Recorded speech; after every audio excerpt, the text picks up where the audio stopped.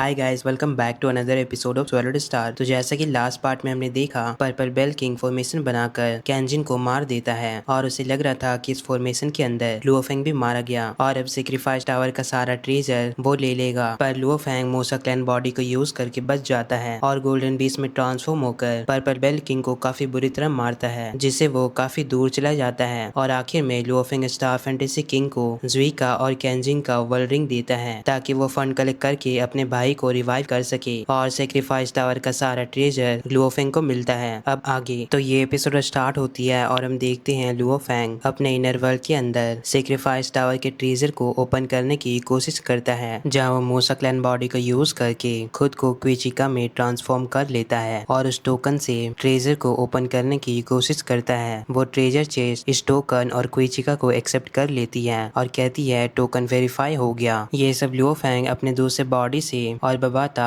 ये सब देखकर काफी ज्यादा शॉक हो रहे थे। ट्रेजर चेस्ट टोकन वेरीफाई करने के बाद वो क्विचिका के बॉडी को भी स्कैन करती है और बताती है कि सेक्रीफाइस टावर का ऑनर वेरिफिकेशन भी कंप्लीट हो गया और अब जाकर वो ट्रेजर ओपन होता है, जिसके अंदर से 3 रिंग निकलते हैं। लुओफेंग उन तीनों रिंग को अपने पास लाता है। बबाता बताती है लुओफेंग तुमने तो इस बार काफी बड़ा लूट किया है। वो बताती है कि ये फर्स्ट रिंग में इसमें यानजी क्लैन के पावरफुल बंदे जो कि इमोर्टल लेवल पे नहीं थे उन सभी का वेल्थ है, और सेकेंड रिंग में यानजी क्लैन के इमोर्टल पावर हाउसेस उन सभी का इक्विपमेंट और ट्रेजर मौजूद है। इन सभी को मिलाकर तुम्हारे पास 560 बिलियन हुन युआन का वेल्थ आ चुका है। ये सुनकर लुओफेंग शॉक होता है। उसे यकीन नहीं हो रहा था कि उसके पास 560 बिलियन हुन युआन कॉइन की वेल्थ आ चुकी है, क्योंकि पहले जब वो जुइका के स्पेसशिप को सीज किया था और उसे सेल करने पर उसे केवल 6.1 बिलियन हुन युआन कॉइन मिले थे, लेकिन इस बार तो ये सारे ट्रेजर उस स्पेसशिप से 100 टाइम ज्यादा वेल्थ दे रही है। अब बबाता थर्ड रिंग के बारे में बताती है। इस रिंग के अंदर यानजी क्लैन का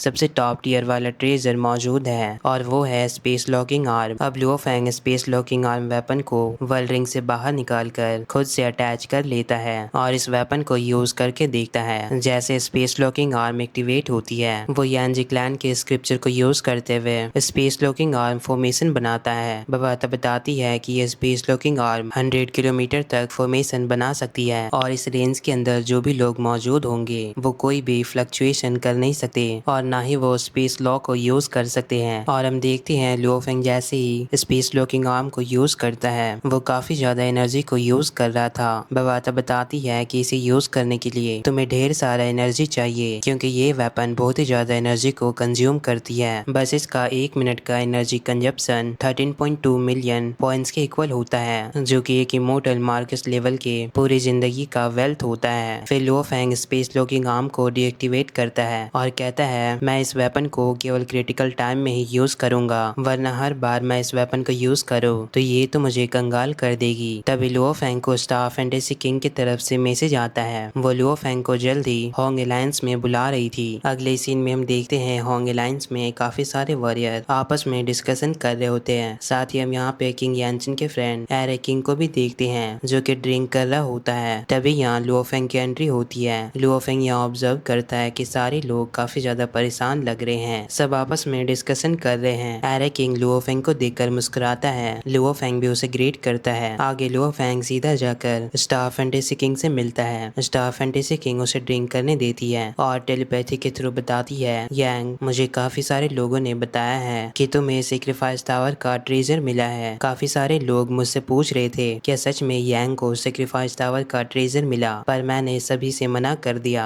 मेरे मना करने के बावजूद उन लोगों को तसल्ली नहीं हुई। वो अब भी इस बारे में इन्वेस्टिगेट कर रहे हैं और काफी सारे लोग सेक्रीफाइस टावर को एक्सप्लोर कर रहे हैं। सारे लोग सेक्रीफाइस टावर के ट्रेजर को ढूंढ रहे हैं। तो लुओफेंग उससे पूछता है आखिर इन सबको ये न्यूज कहाँ से मिली कि मेरे पास सेक्रीफाइस टावर की ट्रेजर है। लुओफेंग समझ जाता है जरूर पर्पल बेल किंग ने ये न्यूज फैलाई होगी। सीन शिफ्ट होती है और हम देखते हैं सेक्रीफाइस टावर के अंदर एरो किंग और बीस्ट ब्लड किंग वो दोनों सेक्रीफाइस टावर के अंदर ट्रेजर को ढूंढने आए थे। जब ट्रेजर रूम के अंदर वो उस होल को देखते हैं तो कहते हैं कि पर्पल बेल किंग ने सही कहा था, जरूर उस ह्यूमन ने सेक्रीफाइस टावर को लिया है। वो दोनों यांग पे काफी ज्यादा गुस्सा कर रहे थे और बोलते हैं अभी वो ह्यूमन कहाँ पे है। एरो किंग तो उस होल के अंदर जाकर देखना चाहता था, पर बीस्ट ब्लड किंग उसे रोक लेता है। Arrow king beast blood king से कहता है कि तुम आर्मर इसलिए नहीं पहनते हो कि तुम्हें सोने में आसानी हो, है ना? क्योंकि बीस्ट ब्लड ब्लड किंग उसे उस होल में जाने से रोका था तो वो डायरेक्टली उसे जमीन पे पटक दिया था, जिससे एरो किंग को काफी ज्यादा पेन हुआ और अब जाकर उसे समझ आया कि बीस्ट ब्लड किंग आर्मर क्यों नहीं पहनता है। इस और हम देखते हैं यांजी कॉन्टिनेंट में जैसे ही यांग के बारे में न्यूज फैलती है कि उसे सेक्रीफाइस टावर का ट्रेजर मिला है तो सारे वॉरियर अलर्ट होकर यांग को ढूंढने की कोशिश करते हैं। हम देखते हैं एक ग्रुप ऑफ वॉरियर को जो कि काफी फास्ट स्पेसशिप से आगे बढ़ रहे हैं। वो बंदा बताता है कि लेटेस्ट न्यूज के अकॉर्डिंग वो बंदा जिसका नाम यांग है वह इस बैरिक्स बेस में छुपा हुआ है। ये जानकर वो बंदा काफी ज्यादा गुस्सा करता है। इस और लुओ फेंग एरे किंग से बात कर रहा होता है। एरे किंग लुओ फेंग को यांजी कॉन्टिनेंट के बारे में जो भी न्यूज फैल रही है वो लुओ फेंग को सारा कुछ बताता है, इसलिए लुओ फेंग उसे ये सारा कुछ बताने के लिए थैंक यू बोलता है और कहता है मैं अलर्ट होकर यांजी कॉन्टिनेंट को एक्सप्लोर करूंगा।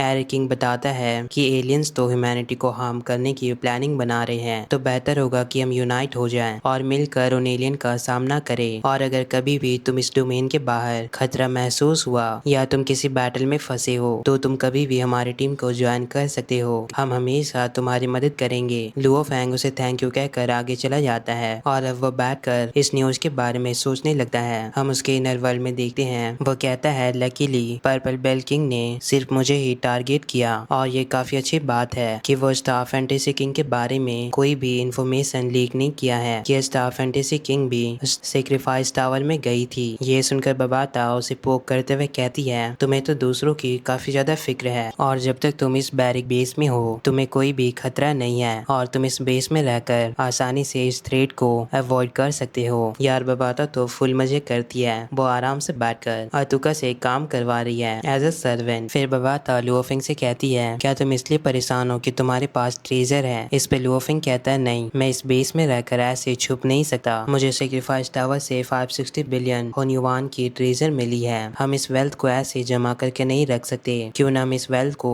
जल्द से जल्द अपने पावर में तब्दील कर सके। बबाता पूछती है तो तुम इस ट्रेजर का कितना अमाउंट स्पेंड करना चाहते हो? लुओफिंग कहता है सारा। ये सुनकर तो बबाता को चक्कर आ जाता है, वो काफी ज्यादा हैरान होती है, उसे यकीन नहीं हो रहा था कि लुओफिंग अपने सारे ट्रेजर को स्पेंड करना चाहता है। दूसरी ओर हम देखते हैं पर्पल बेल किंग काफी ठंडे इलाके में एक केव के अंदर छुपा हुआ है। पर्पल बेल किंग यांग से कहता है ह्यूमन मुझे तुम्हारे नेचर के बारे में पता है, तुम अभी इसलिए छुपे हुए हो क्योंकि तुम डरपोक हो, पर मैं सही अपॉर्चुनिटी का वेट करूंगा, मैं ऐसे यहाँ पे बैठकर मरने का इंतजार नहीं कर सकता। तभी हम देखते हैं पर्पल बेल किंग के पीछे एक जाइंट पाइथन उस पर अटैक करने वाला था, जिसे पर्पल बेल किंग काफी आसानी से मार देता है और लुओफिंग को गुस्से में कहता है मैं जरूर तुम्हारे पास आऊंगा और तुम्हें भी मार दूंगा। सीन शिफ्ट होती है बेस के अंदर जहाँ लुओफिंग ट्रेजर शॉप में होता है। लुओफिंग यहाँ पे अपने ट्रेजर को सेल करने आया है, साथ ही ट्रेजर के बदले कुछ नए और एक्सपेंसिव ट्रेजर को भी परचेज करता है। वर्ल्ड रिंग के अंदर हम देखते हैं बबाता उसे बताती है कि वो ट्रेनिंग रिसोर्सेज काफी लार्ज अमाउंट में बाय किया है ताकि वो गोल्डन हॉर्न बेस के पावर को और भी ज्यादा बढ़ा सके। साथ ही उसने वेलकन सोर्स क्रिस्टल को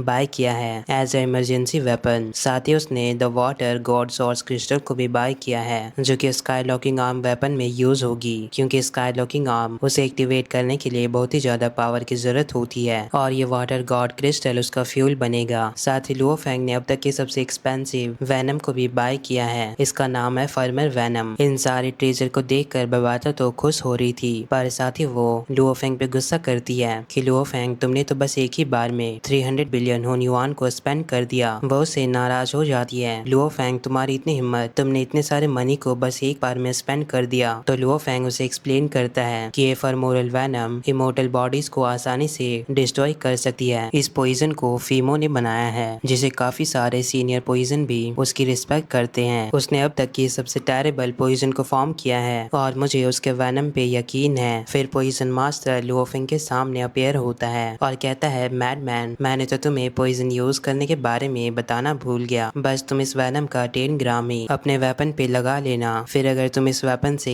अल्टीमेट किंग बंदे को भी आसानी से मार सकते हो। बस एक ही अटैक में अल्टीमेट किंग भी मारा जाएगा। लुओफिंग सोचता है कि बस एक ही स्लैश अटैक में वो कैंजिन जैसे पावरफुल बंदे को आसानी से मार सकता है। ये वेनम इतना ज्यादा पावरफुल है कि अगर ये रिवर में फैल गई या गलती से भी कहीं फैल गया तो इसे इंस्टेंटली काफी सारे वॉरियर मारे जाएंगे। ये सब कुछ लुओफिंग की इमेजिनेशन है। लुओफिंग पॉइजन मास्टर से थैंक यू कहता है। पॉइजन मास्टर उससे कुछ कहना चाह रहा था पर वह बोल नहीं पा रहा था। तभी वहाँ मीनू मीनू भी अपेयर होती है और पॉइजन मास्टर की दिल की बात लुओफेंग के साथ शेयर करने लगती है कि एमो तुमसे कहना चाहता है कि तुमने हमारे साथ जो वक्त बिताया वो पॉइजन मास्टर एमो को बहुत ही ज्यादा पसंद आया और वो इसलिए तुम्हें थैंक यू कहना चाहता है, पर वो बोल नहीं पा रहा। फिर लुओफेंग से मिलने उसके सारे फ्रेंड्स टाइवू, रॉक, वी सारे लोग आ जाते हैं। फिर लुओफेंग उन सभी से मिलता है। सारे लोग काफी ज्यादा खुश होते हैं। फिर लुओफेंग उन सभी से बाय कहता है और ट्रेजर शॉप से ट्रेजर बाय करके जाने लगता है। तो बबाता उससे कहती है कि प्रमोट होने के बाद तुम्हें नेचुरली एनजी कॉन्टिनेंट में घबराने की जरूरत नहीं है। अब तुम्हें पर्पल बेल किंग को ढूंढना होगा।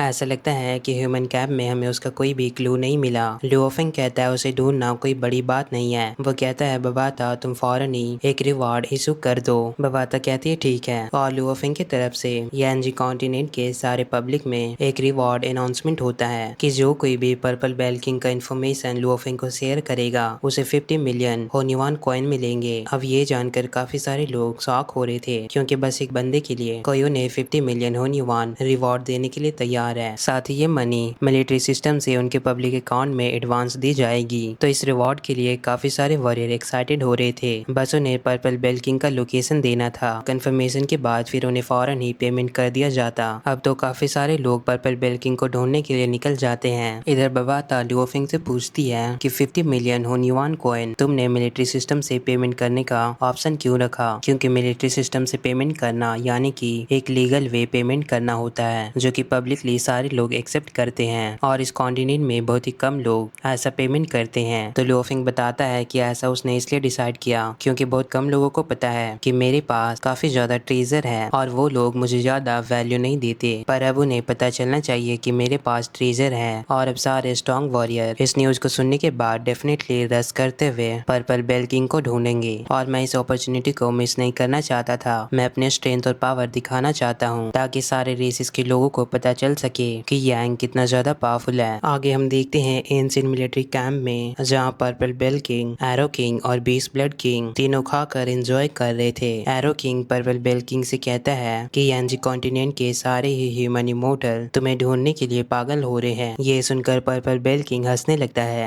बीस्ट ब्लड किंग बताता है तुम्हें पता है तुम्हारे पे कितना बॉन्डी लगा है? जितना जुइका ने सिल्वर विंग किंग को ढूंढने के लिए लगाया था उससे 2 गुना ज्यादा। मुझे पता नहीं तुम्हें ढूंढने के लिए कितने सारे इमोर्टल यहाँ पे आएंगे। तो पर्पल बेल किंग हंसते हुए कहता है मुझे घबराने की जरूरत क्यों है? मेरे पास तो हेवी एरो किंग है और साथ ही ब्लड बेस्ड किंग। तुम दोनों तो एक्सट्रीमली पावरफुल हो। तो चलो देखते हैं यांजी कॉन्टिनेंट पे हमारा सबसे पावरफुल ओपोनेंट कौन है जो कि हमारी तलाश कर रहा है। ये कहकर वो तीनों हंसने लगते हैं। बीस्ट ब्लड किंग बताता है कि 7 स्टार बैटलफील्ड में सबसे खतरनाक स्टार टावर है और हम सभी सारे रेसेस में सबसे स्ट्रॉन्गेस्ट किंग है। तो फिर हमारे लिए तो यांजी कॉन्टिनेंट के ऑर्डिनरी किंग इन्हें किल करना बिल्कुल ही नॉर्मल होगा। हमें डरने की बिल्कुल भी जरूरत नहीं है। Arrow king purple bell king से कहता है तो फिर हम स्टार्ट कब कर रहे हैं? इस पे पर्पल बेल किंग कहता है घबराओ नहीं, मैं सबसे पहले अपने एनिमी को अपनी वीकनेस दिखाऊंगा ताकि वो मुझे अंडरस्टिमेट करके खुद मेरे सामने आ जाए। सीन शिफ्ट होती है और हम देखते हैं पर्पल बेल किंग उसी केव में अकेला बैठा होता है। इस और हम देखते हैं स्टार फैंटेसी किंग यांग को उस केव के करीब टेलीपोर्ट कर देती है। पर्पल बेल किंग को पता चल जाता है कि आसपास टेलीपोर्टेशन फ्लक्चुएशन हुआ है, जरूर वो ह्यूमन हमारे जाल में फंस रहा है। इधर स्टार फैंटेसी किंग लुओफेंग से कहती है यांग तुम संभल कर रहना और वो वहाँ से चली जाती है। फिर बबाता लुओफेंग से बताती है कि पर्पल बेल किंग यहाँ से 3210 किलोमीटर दूर है, वो एक केव में छुपा हुआ है और हैरानी की बात है कि उसने कोई भी सिग्नल को ब्लॉक नहीं किया है। इसका सिंपल मतलब है कि वो तुम्हारे आने का इंतजार कर रहा था। लुओफेंग कहता है मुझे मालूम है कि वो जानबूझकर इस केव में बैठा है और वो सारी चीजें पहले से प्लानिंग करके आया है। उसे पता था कि मैं जरूर यहाँ पे आऊंगा। पर्पल बेल किंग तो काफी ज्यादा कॉन्फिडेंस में है, पर मेरा भी कॉन्फिडेंस किसी से कम नहीं है। लेकिन जब वो मरेगा तो उसे काफी ज्यादा रिग्रेट होगी कि उसने गलत बंदे के साथ पंगा ली है। अब लुओफेंग अलीना को ऑर्डर देता है। अलीना अपने मिलियन जर्क आर्मी को रिलीज करती है। इधर पर्पल बेल किंग तो आराम से बैठकर लुओफेंग के आने का वेट कर रहा था। वो सोचता है आखिर अभी तक लुओफेंग यहाँ पे क्यों नहीं आया। तभी हम देखते हैं जर्क आर्मी कंबाइन अटैक बनाकर उस केव पे हमला करती है और पर्पल बेल किंग को पता चल जाता है। जर्क आर्मी के अटैक से वहाँ काफी बड़ा एक्सप्लोजन होता है। ये एक्सप्लोजन काफी ज्यादा पावरफुल था, पर पर्पल बेल किंग सही मौके पे वहाँ से भाग गया था। पर्पल बेल किंग कहता है कि ये अटैक तो बहुत ही ज्यादा पावरफुल है, लकीली मैं काफी तेजी से वहाँ से निकल आया। मैं तो अकेले ही उससे फाइट करना करना चाहता था, लेकिन अब इतना ज्यादा पावरफुल अटैक कौन किया। अगर यहाँ पे ज्यादा खतरा हुआ तो मैं फौरन ही ब्लड बेस किंग और एरो किंग को बुला लूंगा। मैं अब भी उस ह्यूमन को मारने के लिए बेताब हूँ। फिर वो ब्लड बेस किंग और एरो किंग से कहता है, मैं इस ह्यूमन को डिस्ट्रैक्ट करता हूँ और तुम दोनों उसका पीछा करना और थर्ड प्लान के अकॉर्डिंग दोनों साइड से उस पे हमला कर देना, उसे भागने का मौका ना मिले। तुम लोग उसे फौरन ही मार देना। अब जर्क आर्मी के अटैक से वहाँ काफी बुरी तरह डिस्ट्रक्शन हो गया था। लुओ फेंग भी वहाँ पे अपेयर होता है और पर्पल बेल किंग से कहता है, तुमने तो जानबूझकर ये न्यूज फैलाई थी ताकि तुम मुझे अपने जाल में फंसा सको, तो फिर अब तुम किसी कायर की तरह छुप क्यों रहे हो। तो पर्पल बेल किंग गुस्से में कहता है, कायर मैं नहीं बल्कि तुम हो और तुम ही छुप रहे थे, और फाइनली जब तुम अपेयर हो गए हो तो मैंने भी एक स्ट्रॉन्गेस्ट वेपन को परचेज किया है। इस पे लुओ फेंग उसे पूछता है कि क्या वो वेपन मैकेनिकल क्लैन की है या फिर फ्लेम क्लैन की। पर्पल बेल किंग मन ही मन कह रहा था कि बीस ब्लड किंग और एरो किंग जल्द ही यहाँ पे आ जाएंगे, और अगर तुम्हारे पास कोई भी किलर मूव क्यों ना हो, मैं देखता हूँ तुम उन दोनों किंग का सामना कैसे करोगे। इधर लुओ फेंग भी उसे देख के स्माइल कर रहा था। पर्पल बेल किंग कहता है, साथ ही मैं ये भी देखना चाहता हूँ कि तुम्हें सेक्रीफाइस टावर से कैसे ट्रेजर मिले हैं और तुम्हारा नया ट्रम्प कार्ड क्या है। लुओ फेंग उससे कहता है, पर्पल बेल किंग तुम्हारे पास जितनी भी ट्रिक है आज सारा आजमा लेना, वरना फिर तुम्हें मौका नहीं मिलेगा। इतने में ही लुओ फेंग के पीछे से एरो अटैक होता है। लुओ फेंग फौरन ही उसे डिटेक्ट कर लेता है और flashing through the sky technique को यूज करते हुए उस एरो अटैक से बच जाता है। इतना फास्ट मूव करने के बावजूद दोबारा से उस पे एरो अटैक होता है और लुओ फेंग इस एरो अटैक से काफी मुश्किल से बच पाता है, और ये सारा अटैक एरो किंग कर रहा था। तभी लुओ फेंग के पीछे से बेस ब्लड किंग उस पे काफी पावरफुल अटैक करने वाला था। लुओ फेंग उसे भी डॉज करते हुए बच जाता है और बताता है कि इन दोनों किंग का ऑरा काफी ज्यादा कोल्ड लग रहा है। पर्पल बेल किंग कहता है, यांग आज तुम नहीं बचोगे, आज हम तुम्हें मार देंगे। और अब वो तीनों मिलकर एक साथ उस पे अटैक करने वाले थे। इधर लुओ फेंग कहता है, अच्छा तो ऐसी बात है, अगर तुम लोग मुझे घेरना चाहते हो तो फिर ठीक है, मैं तुम्हारा ये काम और भी ज्यादा आसान कर देता हूँ। मैं तुम्हें स्ट्राइक करने का चांस दूंगा। और अब Luo Feng sky locking form को यूज करता है। जैसे ही स्काई लॉकिंग फॉर्म एक्टिवेट होता है वहाँ का पूरा स्पेस ही ब्लॉक हो जाता है। वो तीनों बंदे काफी ज्यादा एनर्जी को फील कर पा रहे थे। बीस ब्लड किंग कहता है, पर्पल बेल किंग तुमने तो कहा था कि ये ह्यूमन बहुत ही ज्यादा वीक है, तो क्या तुम्हें टेलीपोर्टेशन लॉस के बारे में मालूम नहीं है? तुम जैसा इसके बारे में बता रहे थे ये तो बिल्कुल ही उससे अलग है। पर्पल बेल किंग कहता है, हाँ। साथ ही वो बताता है कि ये सीक्रेट पैटर्न सेक्रीफाइस टावर की है और सेक्रीफाइस टावर के अंदर भी उस वक्त टेलीपोर्टेशन ब्लॉक हो गया था। जरूर ये सीक्रेट ट्रेजर सेक्रीफाइस टावर की है। एरो किंग कहता है कि ये वेपन तो प्राइसलेस है। वो दोनों किंग इस वेपन को देखकर और भी ज्यादा लालची हो जाते हैं। बेस ब्लड किंग कहता है, इसे मारो, ये ट्रेजर बहुत ही ज्यादा एक्सपेंसिव है, हमें ये ट्रेजर लेना होगा। अब वो तीनों बंदे यांग पे हमला करने के लिए अटैक रेडी करते हैं। इधर लुओ फेंग कहता है, अब तुम लोग यहाँ से टेलीपोर्ट नहीं हो सकते। फिर लुओ फेंग दो वेलकन सोर्स क्रिस्टल को उस फॉर्मेशन के अंदर डाल देता है। ये देखकर वो बंदा और भी ज्यादा घबरा जाता है और कहता है कि ये तो most powerful Vulcan source crystal है। लुओ फेंग कहता है, हाँ, ये पीक किंग लेवल के सेल्फ डिस्ट्रक्शन से 10 टाइम ज्यादा पावरफुल है और 3 टाइम ज्यादा पावरफुल है जब सेक्रीफाइस टावर में एक्सप्लोजन हुआ था। पर्पल बेल किंग बताता है कि उस बेल अटैक के अंदर उस बॉम्ब ने डायरेक्टली कैंजिन को मार दिया था। इसका मतलब इन दोनों का सरवाइव करना काफी ज्यादा मुश्किल है। इसलिए पर्पल बेल किंग वहाँ से भागते हुए उन दोनों से भी कहता है कि तुम दोनों फौरन ही वहाँ से भाग जाओ। पर इधर लुओ फेंग स्माइल करते हुए कहता है, अब तो काफी ज्यादा देर हो चुकी है, और लुओ फेंग खुद को सिल्वर विंग से कवर कर लेता है। जैसे ही दोनों क्रिस्टल एक्सप्लोड होता है, पहले तो बीस ब्लड किंग फौरन ही डिस्ट्रॉय हो जाता है, पर दोबारा से रीजनरेट होता है और बोलता है, तो इस ह्यूमन ने जानबूझकर स्पेस लॉक आर्म को यूज किया था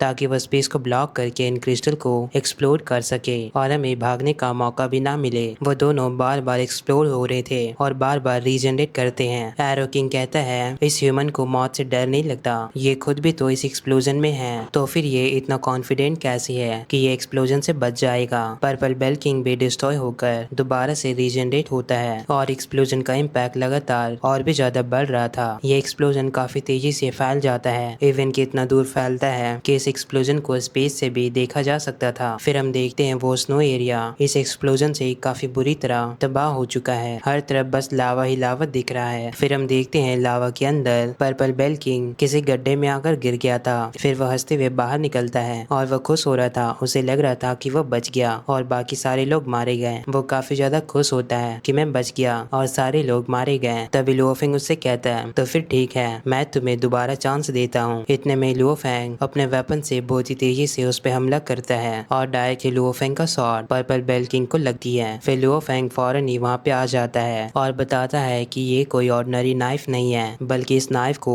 फिमोरल वेनम से कोट किया गया था, जो कि इंस्टेंटली तुम्हारी बॉडी को डिस्ट्रॉय कर देगी। और ये वेनम बॉडी में फैलने के लिए बस 0.01 मिलीसेकंड का टाइम लेता है। बस इसके 0.72 ग्राम से ही तुम्हारे बॉडी के हर एक सेल को डिस्ट्रॉय कर सकती है। और हम देखते हैं इंस्टेंटली पर्पल बेल किंग का पूरा बॉडी डिस्ट्रॉय हो जाता है और फाइनली पर्पल बेल किंग वहीं पे मारा जाता है। फिर लुओ फेंग वहाँ से चला जाता है, लेकिन हम देखते हैं पर्पल बेल किंग मरने से पहले अपने सिग्नल वेव से किसी को एक मैसेज भेजता है। उस मैसेज में लिखा था कि यहाँ पे ये ह्यूमन अपीयर हुआ है। लुओ फेंग का एग्जैक्ट लोकेशन भी इस मैसेज में लिखा हुआ है। और इसी के साथ ये एपिसोड यहाँ पे एंड होती है। तो तुम्हें क्या लगता है पर्पल बेल किंग ये मैसेज किसे भेज रहा है? तो गाइस वीडियो को लाइक कर देना, चैनल पर न्यू हो तो सब्सक्राइब कर लेना। मिलते हैं नेक्स्ट वीडियो में।